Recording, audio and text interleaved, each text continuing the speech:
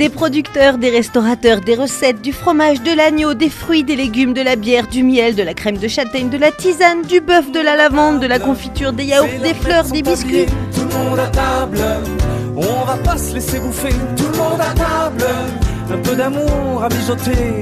Cuisiner, c'est résister. Je suis à Villars-Colmar, au Martagon, en compagnie de Patricia, David et David. Bonjour. Bonjour. Vous êtes restaurateur depuis combien de temps ? Nous sommes à Villars-Colmar depuis 3 ans. Vous avez toujours été restaurateur ? Oh non, moi pas du tout. Moi j'étais dans le domaine automobile. David par contre c'est son cheval de bataille. Donc moi j'ai commencé en école hôtelière en Belgique. Puis au bout de quelques années, donc c'était les études, avant les études supérieures, j'ai un peu décidé de changer de domaine. Et il y a à peu près 3-4 ans d'ici, on a eu l'idée de repartir en restauration. Donc voilà, on a décidé de se lancer et on a trouvé le Martagon. Et maintenant, la maman qui est pâtissière, donc ça fait combien de temps que vous êtes pâtissière ? Je vais dire, quelque part, je l'ai toujours été, parce que j'ai fait des écoles d'hôtellerie, où j'ai eu un diplôme. Puis j'ai travaillé en cuisine au ministère des Finances en Belgique. De là, j'ai arrêté après pour mes enfants. J'ai arrêté 8 ans. Et j'ai repris un travail chez les personnes handicapées, où là, j'ai refait de la pâtisserie. Et comme le but était de créer un poste de pâtisserie pour la PEI, mon patron m'a envoyé en formation 1 an pour avoir vraiment le CAP, parce qu'en hôtellerie, c'était pas la pâtisserie, quoi. Mais sinon, j'ai toujours pâtissé pour la maison. On était une grande famille, donc c'est toujours des recettes très familiales. C'est une passion chez vous ? C'est une passion, oui. Voilà. Alors maintenant, la particularité du Martagon, c'est d'être un hôtel, restaurant, pâtisserie. Ben oui, exactement. On a dû un petit peu partir sur différentes voies, en exploiter plusieurs pour voir ce qui pouvait fonctionner, ce qui pouvait amener des gens dans le village. Et bon, ben voilà. Donc la pâtisserie, ça continue. L'hôtel, c'est un hôtel depuis très longtemps maintenant, et le restaurant avec des évolutions, de grosses évolutions d'ailleurs. On est parti sur une cuisine un petit peu plus cuisine de sortie. Avant, c'était un resto où on faisait essentiellement de la restauration rapide. C'était un petit bistrot où on venait manger le midi avant de reprendre le chantier à 13h30, quoi. Bon, nous, on est parti sur une autre définition de la restauration, des produits façonnés sur place, une restauration plus élaborée et peut-être un budget un petit peu plus élevé aussi, bien sûr. Et donc vous faites partie du label Pays Gourmand, ça fait combien de temps ? Dès le départ, en fait, comme on avait pris parti de travailler avec des produits locaux, de faire travailler les entreprises locales, vu que on était nouveau dans la région, il fallait quand même se faire aussi quelques amis, il fallait se faire connaître. Donc on est parti sur une idée de faire travailler un peu tout le monde en travaillant donc des bons produits. On ne regarde pas payer un petit peu plus cher, mais pour avoir de la qualité. Et je pense que notre chef, David, prend quand même un certain plaisir. On n'est pas du tout sur du plat cuisiné en industrie qu'on va réchauffer au micro-ondes, comme on fait malheureusement dans beaucoup d'endroits aujourd'hui. Voilà. Alors le Martagon, c'est un nom assez spécial et qui n'est pas anodin. Pouvez-vous nous en dire un petit peu plus ? Le Martagon, au départ, c'est une plante, c'est un lys de montagne. Donc l'hôtel s'appelle l'hôtel Le Martagon depuis très longtemps. Il s'est même appelé à un moment l'hôtel des Martagons, mais bon, sinon c'est l'hôtel Le Martagon, donc en référence avec cette plante qui est un petit peu emblématique de la région montagnarde, tout simplement. Voilà. Alors, il y a une petite particularité avec votre hôtellerie. Apparemment, vous proposez des cabanes forestières. Oui, absolument. En fait, le fait est que, un marketing assez sympa nous a fait un petit peu progresser. On a quand même méchamment augmenté le taux de fréquentation de l'hôtel. Donc, très vite, on s'est rendu compte que l'hôtel était trop petit. On refusait beaucoup de gens, surtout en saison et souvent le week-end également. Donc, on est parti sur un type d'hébergement différent. On a investi donc dans l'achat de cabanes forestières. Ce sont ces petites cabanes à la forme assez sympathique qui nous font un hébergement insolite dans le parc de l'hôtel. C'est très confortable, c'est même un peu mieux qu'une chambre d'hôtel, mais c'est un petit peu plus ludique. Alors quelle est la particularité de votre cuisine ? Ce n'est pas une cuisine comment dit-on, une cuisine industrielle. C'est pas une cuisine non plus très compliquée, mais c'est une cuisine généreuse, traditionnelle. Voilà, où moi j'aime bien manger, j'aime bien les bonnes choses, les choses riches. Donc avec de la crème fraîche. Faut pas faire régime pour venir manger chez nous. Voilà, on ressent la générosité un peu dans tous les plats, je pense, et dans la quantité aussi. Alors, quels produits locaux vous utilisez dans vos plats ? Alors on utilise la tome de la ferme Sainte-Brigitte. On a aussi quelques fruits et légumes qu'on prend parfois en saison au marché de Colmar. On a toute la viande qui vient de la boucherie Michel. Donc c'est de la viande du 04. Donc l'agneau, le bœuf, et donc voilà, principalement. On a aussi les fruits du jardin, les pommes, les poires qu'on utilise dans nos pâtisseries bio. Et vous avez aussi, par exemple, des boissons qui sont faites à base de produits locaux ?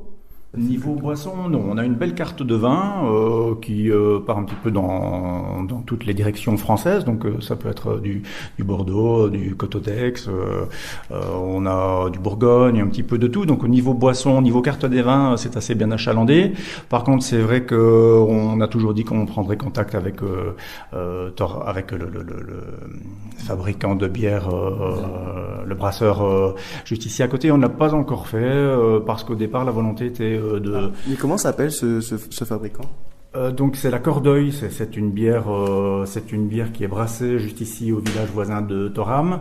Ce qu'il y a, c'est qu'on la retrouve un petit peu partout, et nous on voulait faire un petit clin d'œil à mes origines ou nos origines, à Patricia et à moi, vu que David il est français, tout à fait français. Moi je suis quand même tout à fait belge, et Patricia moitié belge, et donc on voulait vendre des bières belges également. Donc niveau bière, on est resté sur de l'étranger. Par contre, voilà, c'est bien la seule chose qui soit étrangère chez nous.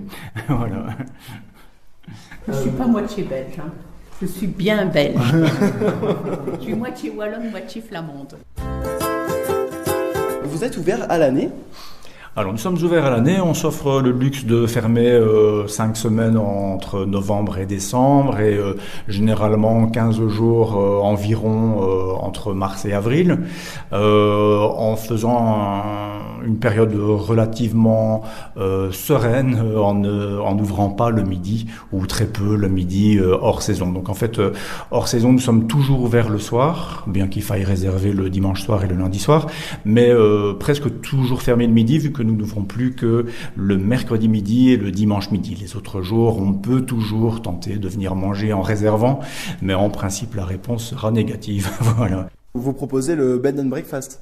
Oui, le petit déjeuner, de toute façon, on y est 7 jours sur 7. Hein. C'est exceptionnel de n'avoir personne au petit déjeuner, donc oui. Et en plus, on a l'avantage d'avoir les pâtisseries de maman. Oui, absolument, les pâtisseries de maman, les confitures maison, les petits cakes, ce genre de choses maison également. Voilà, quelques tartes parfois, pas systématiquement, mais assez souvent. À la cuisine, il n'y a uniquement que du maison. Oui, absolument. Cuisiner, c'est résister. Moi, j'ai eu la chance d'avoir, par un pâtissier assez âgé, une recette de pâtes que j'ai fait énormément dans le Nord. Et la base de mes tartes, c'est bien souvent cette pâte. Très facile à faire parce que, en ayant des enfants aussi, vous savez un petit peu comment ça va. C'est quand vous avez bien les mains dans la pâte que les enfants sont un petit peu turbulents, ils en profitent. Là, avec cette pâte-là, vous mettez tout dans le saladier, vous secouez, et donc vous n'avez jamais vos mains qui sont sales, pleines de pâte. Voilà. On commence par la pâte. Quand on l'a fait, on doit la travailler tout de suite. Donc une fois que la pâte est mise en boule, on l'étale et on met ses préparations dessus. Alors, donc pour une platine de 28 cm de diamètre, vous allez mettre dans un saladier qui doit comporter un couvercle. Vous allez mettre donc 200 g de farine, tout ordinaire. Pour la quiche à la tome, je ne mets pas de sucre. Donc 4 g de levure, 80 ml d'huile de tournesol, et 80 ml d'eau. Vous mettez tout ça dans votre bol, vous refermez le couvercle et vous secouez le couvercle. Ce qui vous permet en même temps de faire un petit peu de gymnastique. Voilà. On secoue le saladier horizontalement, verticalement. Une fois que vous avez fait ça, vous retirez le couvercle, vous remettez votre pâte en boule à l'aide d'un lèche-plat ou d'une corne, Et il faut travailler donc votre pâte sur la table. Vous farinez votre plan de travail, vous mettez votre pâte, vous la refarinez et puis vous étalez donc votre pâte. Une fois qu'elle est mise sur la platine, pas besoin non plus de huiler ou de beurrer votre platine.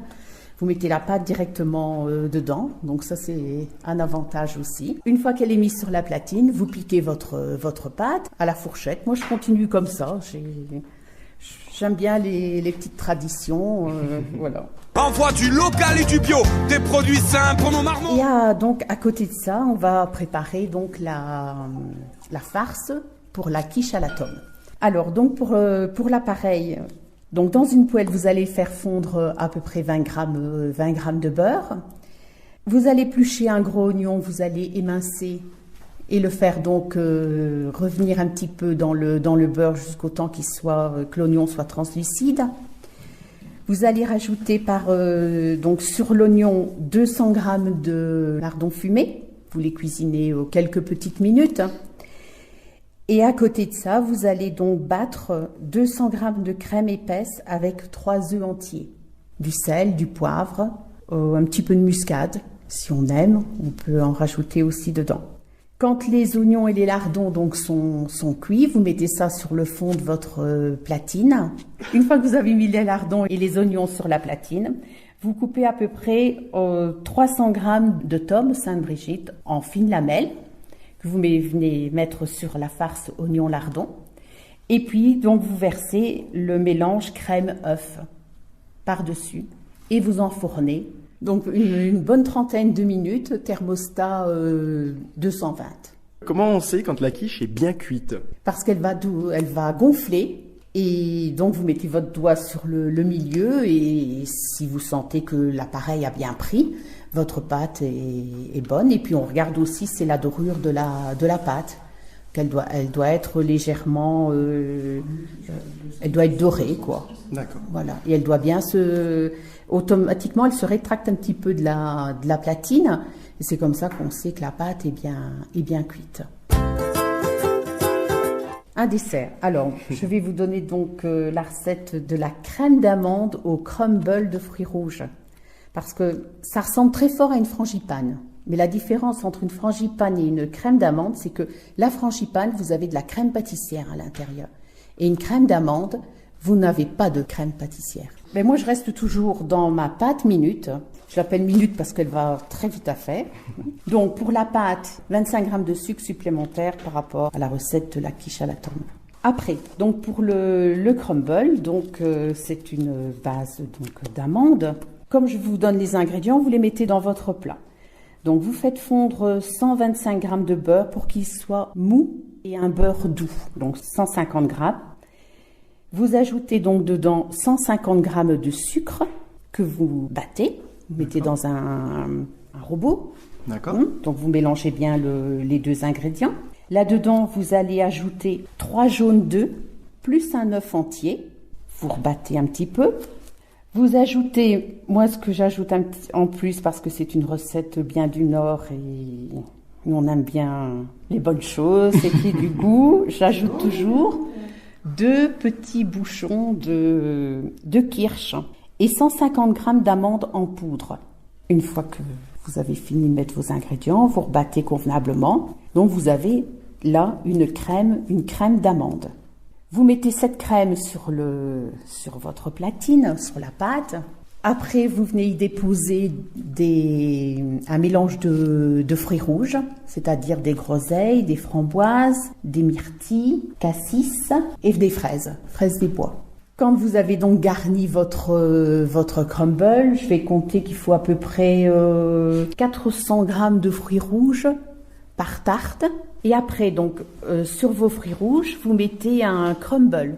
Moi, ma pâte à crumble, je la fais toujours d'avance et en grande quantité, ce qui me permet de gagner du temps. Et je la mets donc au congélateur. La pâte à crumble, donc, c'est 250 grammes de beurre mou, qu'on travaille avec 250 grammes de sucre, 250 grammes de farine et 500 grammes de poudre d'amande. Donc là, vous faites une pâte. Et après, donc, quand cette pâte est bien faite, je la mets au frais. Et après, je la mets en boudin et je la passe dans une râpe. Comme ça me fait des petits morceaux de crumble, des petits copeaux.